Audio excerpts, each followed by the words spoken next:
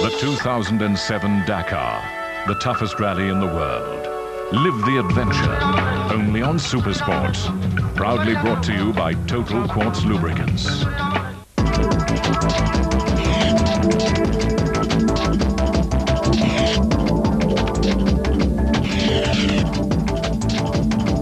This is the Dakar, and this is why the event is so huge, but also so difficult.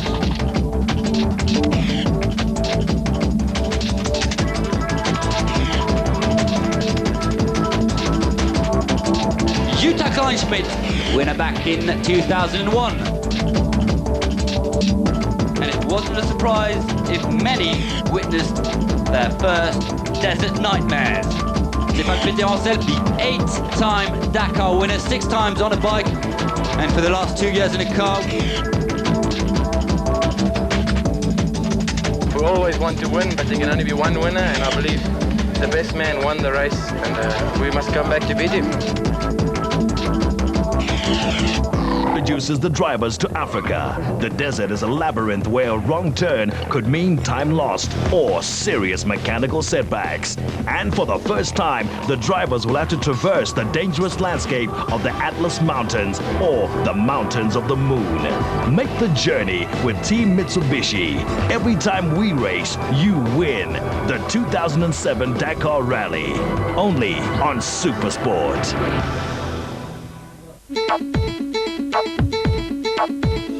The 2007 Dakar, the toughest rally in the world. Live the adventure, only on Supersports. Proudly brought...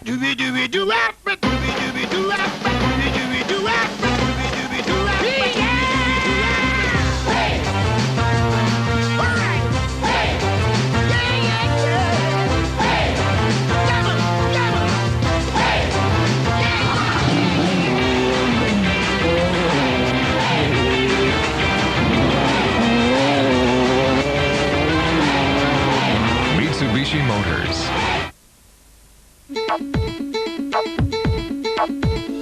The 2007 Dakar, the toughest rally in the world. Live the adventure, only on Supersports. Proudly brought to you by Total Quartz Lubricants.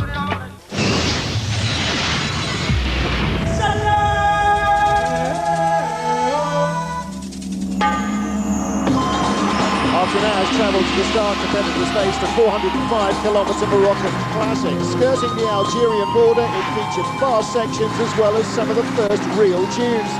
It's the first of 4 back-breaking days, which will test even the strongest.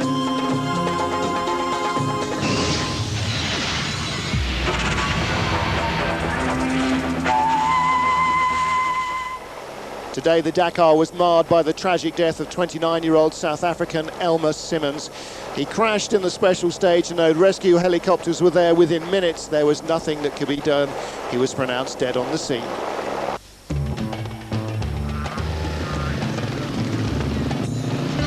It was another pre-dawn start. Cold bones aching after a night of restless rest. We're ready with nerves a-jingle. The start of this marathon day would mean not only was speed necessary, but also a degree of caution. With no full service waiting at the end, riders had to be very, very careful indeed. And as with the start of yesterday, navigation would also play a factor. Cyril Desprez seemed to know where he was going, but others weren't quite so certain.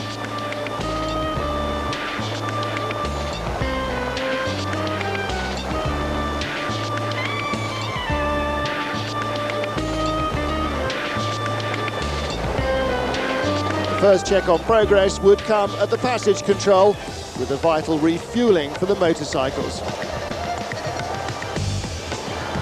If they could find it.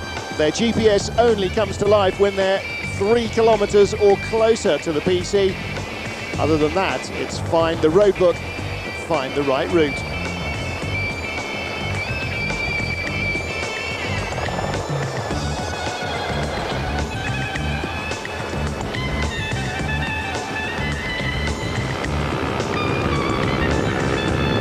Race leader Mark Comer seemed to have got all the indicators right, and he was streaking up to the first control.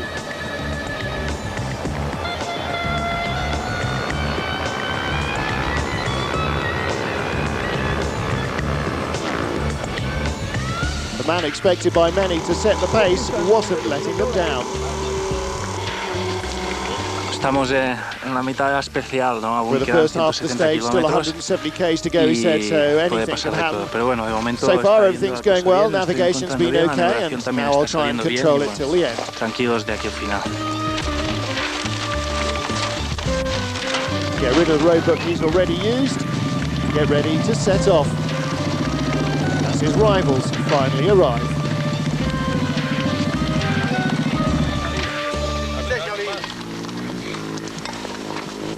Hier, j'ai dit à mon manager, j'ai dit I did all the avec l'expérience que championships j'ai with maintenant en Comer, rallye said de David rouler avec lui. Custer. He knows the terrain. We competed here last year in the Et je sais Morocco que Rally. quand il décide Yesterday I quelque said chose, to our team manager il est that difficile à he'll suivre. really ride Et today hier, j'ai dit, to open demain, up il a part big premier. gap. Il sait que il est au Maroc, c'est une piste qu'il connaît parce que c'est une piste qu'on a fait au rallye rallye Orpi. Donc il est parti à fond et je pense qu'il est parti vraiment pour gagner et enfoncer le clou aujourd'hui, je pense. It wasn't all plain sailing though. As with every stage on the Dakar, hazards await. And Alain Duclos, the rider from Mali, crashed heavily very early on. He was heligovaced back to Air Rachidia. His rally is over.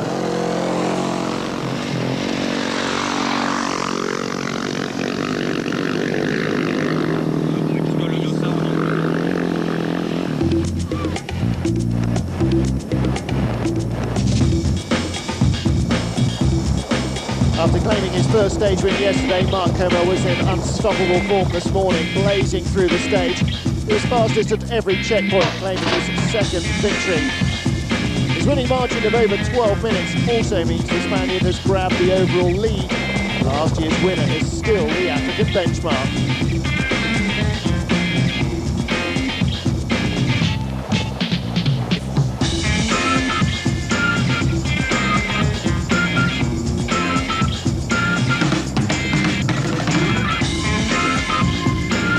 Third yesterday, second today.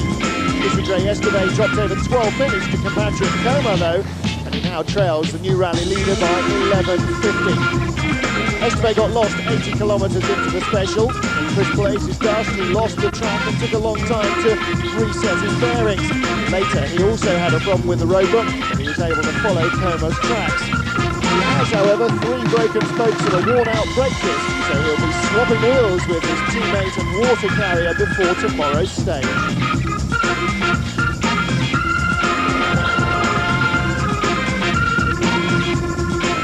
Finally though, a clean run for Cyril Desbray after 3 troubled specials. Not even a camel to put the Frenchman off his stride. Fuel worries a crash and a broken gearbox have hobbled his efforts so far, but today he was in the top 3. Last night he promised us he wouldn't let his troubles get him down, and so it's proved. He's in 6th overall, but just 30 seconds behind 5th position, so an improvement seems likely.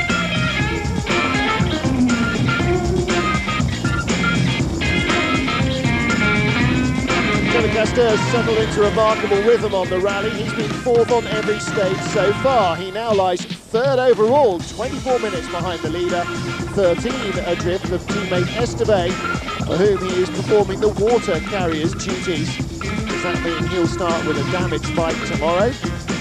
8th, 19th, 11th, and now 5th. You couldn't accuse Carl Anders Oliversæter of consistency so far this year, but he does seem to have got into the groove today.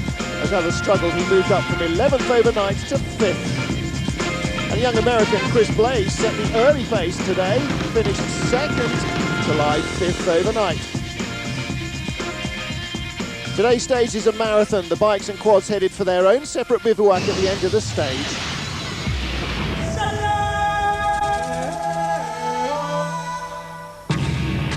Confirmation then of another stage win for Mark Comer. Esteve losing over 12 minutes today, and Desbray close to 20. Hamy's the man with the #1 plate as the #1 position as well. He is our overall leader from Esteve with Castor in 3rd and Chris Blaze still 4th. So it's very important, said Coma. Marathon stage, no service after it. I said a good pace till the fueling, and then I could see that I was the first in and everybody else had lost some time. Some had got lost, others had their own problems. Afterwards I slowed down a little because, of course, I came to the dunes and there you ride slow anyway. Very happy, bikes in one piece, it's okay, I'm fine. At the marathon stage it's very important to arrive with no problems. 80 kilometers in while I was running in Chris Blaze dust, I just got lost, said Esteve. Lost a bit of time when I made it back onto the track.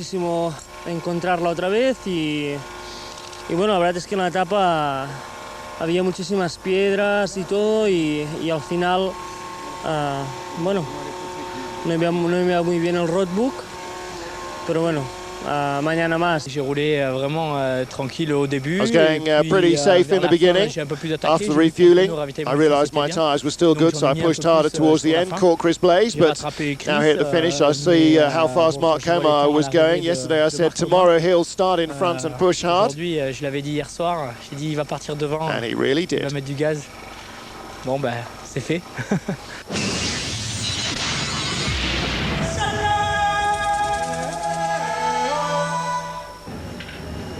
Dominique Sariès, bonsoir. Eddie Orioli. René Medge. These three men have one thing in common. They've all changed their actions, their jobs on the Dakar. Four-time bike winner Eddie Orioli's now a car driver, or a pickup driver anyway, entering for the 2nd year running in an Isuzu. Certainly, he said, a bike's physically much more demanding. The real Dakar is won as a biker. I think there's no doubt about the huge efforts you have to put in when you're riding.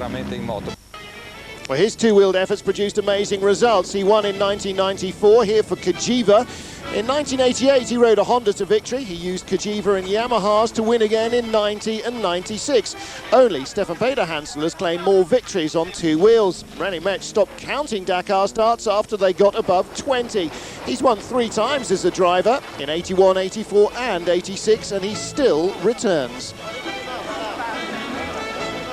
Pas facile de naviguer, il y a des embranchements un peu partout, donc allez doucement et vous remontez le long du bras de Niger. He even served as race director in 1987. He says, my heart's in Africa, it's in racing. These are my passions. Every Dakar is a new experience. Every Dakar is different. And another difference this year, he's co-driving for the 2nd time. Touring car race and Dakar rookie Ivan Muller is piloting their Nissan prototype.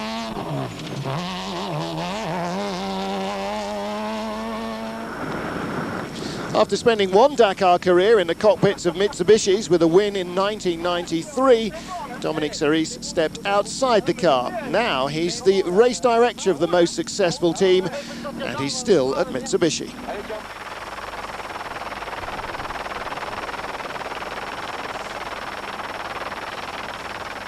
C'est mon 15e Dakar. It's my 15th Dakar, he says. It's been a successful time for myself and for Mitsubishi Motors. A long series of wins, including last year. Great satisfaction for me in my 2nd career. Mauritania is the heart of the desert. In the middle of the Sahara, there is nothing, but careless drivers stand to lose everything. The longest stage is followed by another stretch of over 600 kilometers. But mercifully, there follows a rest day. Even the best deserve a break. Make the journey with Team Mitsubishi. Every time we race, you win. The 2007 Dakar Rally, only on Supersport. Did you know that your PVR decoder now has more fabulous features? What? You no longer have to press the pause button to fast forward or rewind through picture. Good. Simply slide the play pause button left or right and voila! You can now record multiple soundtracks, including surround sound. Simply press the language button and make your selection. I'm just living the dream.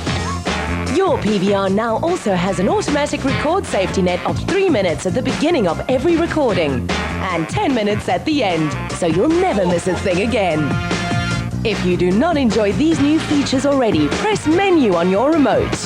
Select advanced options. Select DSD upgrade. And leave your decoder on to do the rest. Then sit back, relax and enjoy the ultimate in control with DSTV's PVR decoder. So much more to play with.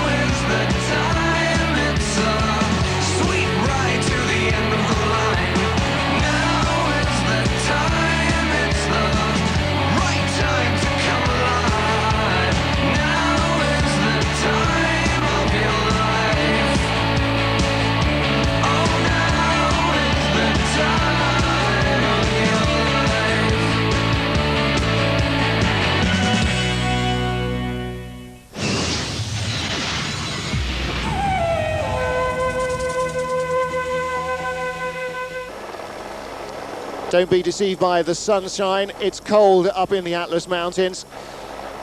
We've had a different winner so far on each day of this year's Euromillions Dakar, and that pattern continued. Well, sort of.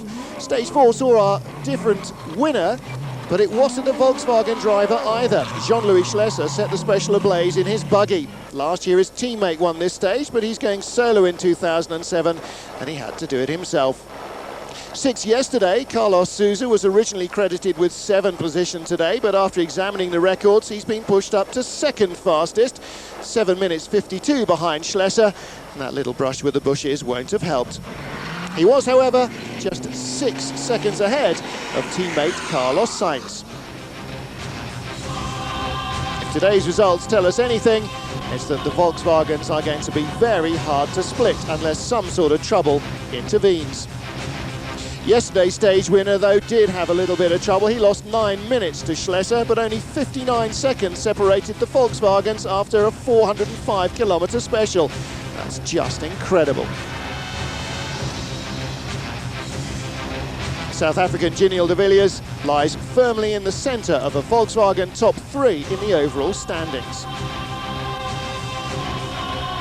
Last year's winner, Luc Alphon, seems to be struggling. In fact, his pace is perhaps reflective of the way things have been going for Mitsubishi so far, outrun by the Volkswagens, and trouble seemingly at every turn. That was certainly true today for multiple winner Stefan Peter-Hansel. He looked to be going strongly in the stage until the car got caught in the dunes. Trying to find his way out caused further problems. The helicopter crews caught up with him at a handy well. Now what on earth did he need the water for? The simple, if convoluted answer is that trying to manoeuvre out of the dunes had burned out the clutch. So we got stuck, we burned the clutch trying to get out. We're going backwards and forwards and it just burned out. So how much time is it going to take to change it? I don't know, it was burning. Asking his co-driver whether he should throw the old one away. No, we may be needing that later. All those hours in the workshop spent learning how to fix the cars are certainly well worthwhile when you're in the middle of nowhere. Carlos Sainz blazed by in a cloud of dust.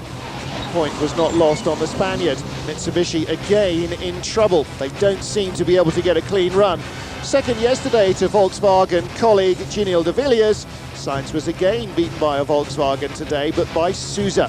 You get the feeling, however, that El Matador will be looking rather more closely at the times behind him than those of Schlesser, the winner. Yesterday, the slowest of the Mitsubishis. Today, Nani Roma lost almost 10 minutes with a puncture.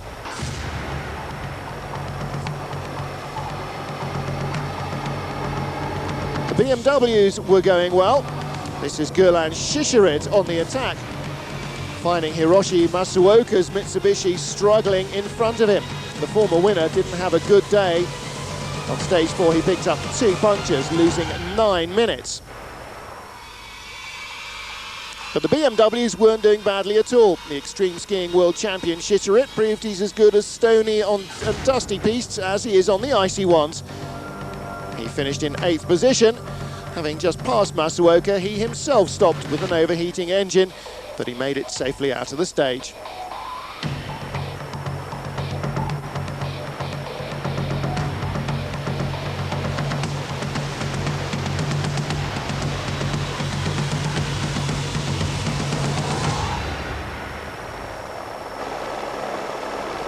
Nasser Al-Attiyah, their Qatari teammate, went by at that stage. Early on, it looked as though Al-Attiyah might take a shock stage win overall for BMW. He was certainly first to the first checkpoint, but he slowed in the later stages as Schlesser picked up the pace.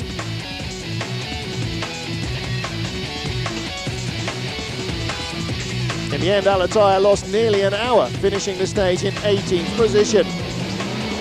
So problems all round for the X-Ray team. Jutta Kleinschmidt was 20th. She's not attracting all the team's bad luck.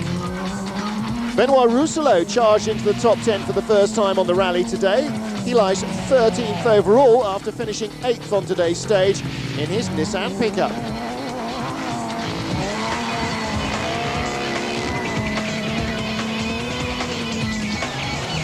And Finn Ari Vatanen continues to charge just outside the 10 in 11th place today. He moved up from 125th to 76th.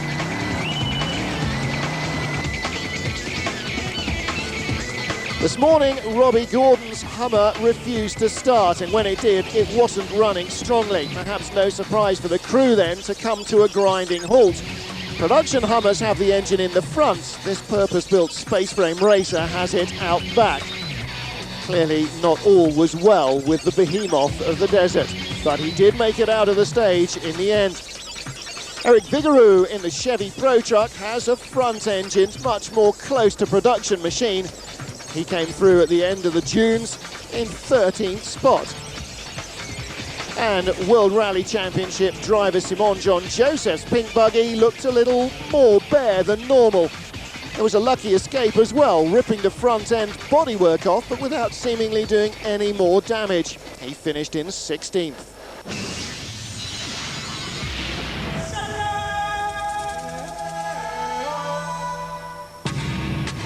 Confirmation of our top 5 then. Schlesser, the winner of the stage. And in the end, Sousa credited with 2nd position after the times were renegotiated.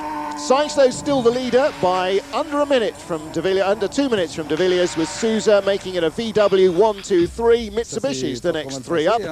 But Schlesser, the winner, said things went well today.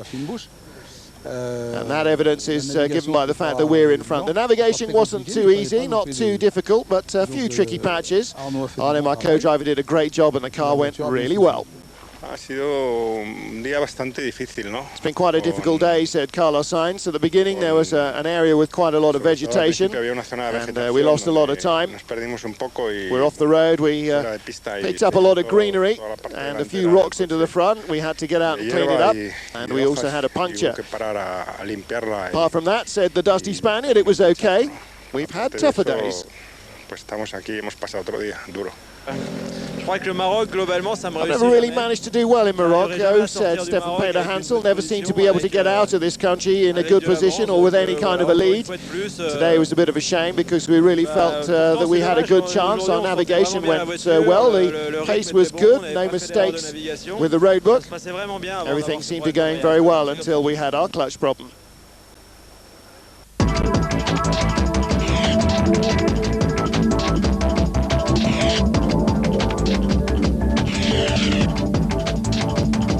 This is the Dakar, and this is why the event is so huge, but also so difficult.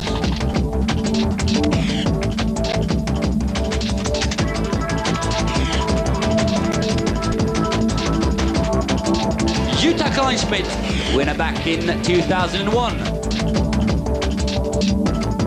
wasn't a surprise if many witnessed their first desert nightmares. Stéphane Péterancel, the 8-time Dakar winner, 6 times on a bike, and for the last 2 years in a car.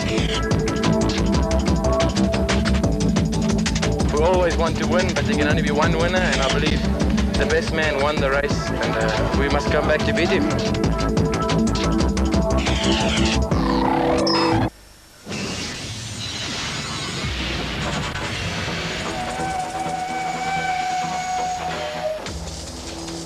Day 4 of the Euromilliage Dakar was the third day of racing for the trucks as they headed through 2 high peaks in the Atlas Mountains and then down onto the fast and furious plains. It was the Kamaz of multiple winner Vladimir Chagin that set the pace, claiming his second stage win from 3 starts.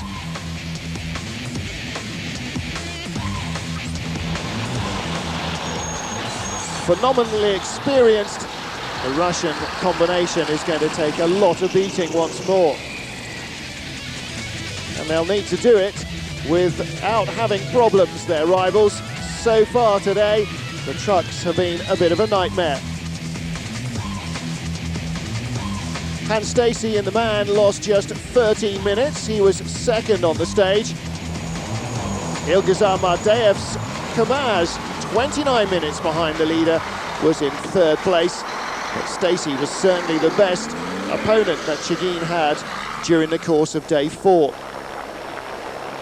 Jan de Rooij was stranded out in the course, losing 38 minutes to the Kamaz, and that has dropped him down the overall leaderboard.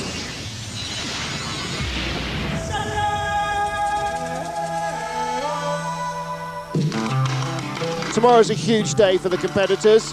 The stage alone, 325 kilometres, and then there's a 768-kilometre full day before they get to the bivouac.